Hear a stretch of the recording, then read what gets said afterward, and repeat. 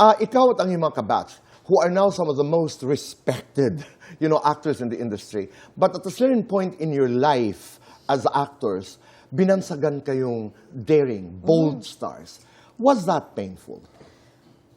Sa akin hindi. Kasi kahit na daring, kahit gano'n na sexy kami, ang gagaling ng mga direktor namin. Pangalanan natin. Sinalino Broca, Diba? Ishmael Bernal. Yung bang pinakikitan nga namin yung sexy side nung katauhan, pero pinapaarte ka pa rin. Hindi ka rin pwedeng tatanga-tanga kasi Diyos ko baka mabato ka ng silya.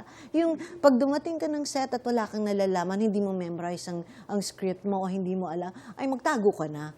Parang, oo. At saka when you look back, di ba, parang napaka-blessed ng inyong batch that you worked with national artists for film and broadcast. Ano ang pagkakaiba sa iyong pagkaalala ng estilo ni Ishma at saka ni Lino Broca? Magkaiba. Paano? Kasi si Direk Lino talaga, parehos nilang inaarte pinapagawa sa'yo, no? Anong inaarte? Ipinakikita? Parang yung sa salawahan, kung apat kami sa eksena, isa-isa gagawin ni Direk Ishma yun. O, ganito ang gagawin mo. Talaga? Ganun Okay. siya. Pati delivery mo, gusto ko mabilis, ha?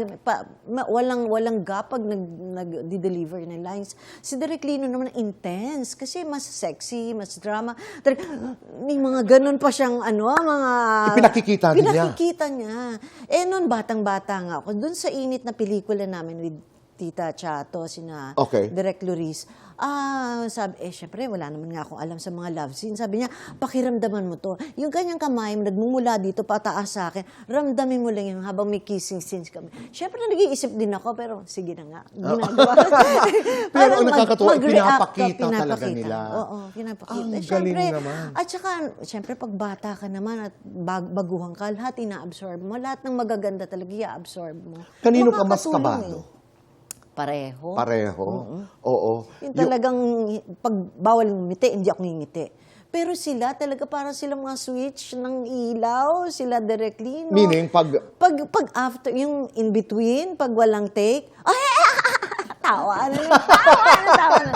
Pero pag sinabing magte-take na tayo, walang ngumingiti. Ay, hindi rin ako ngingiti. Kasi ito mga direktor ba nito, nagdi-demand sila ng mga totoong luha?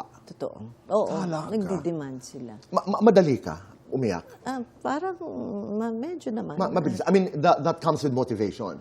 Kasi merong mga direktor, ang dinig ko, na hindi ka meron yung mga, si Lino ba o si Ishma, yung kalimang mata? Oo, si Direk Lino. Mahilig siya doon. Oo, mahilig. Pero syempre may mga panuhan ngayon na medyo may days off ka, parang hindi ka makaiyak. May mga gano'n na ring panahon. Oo.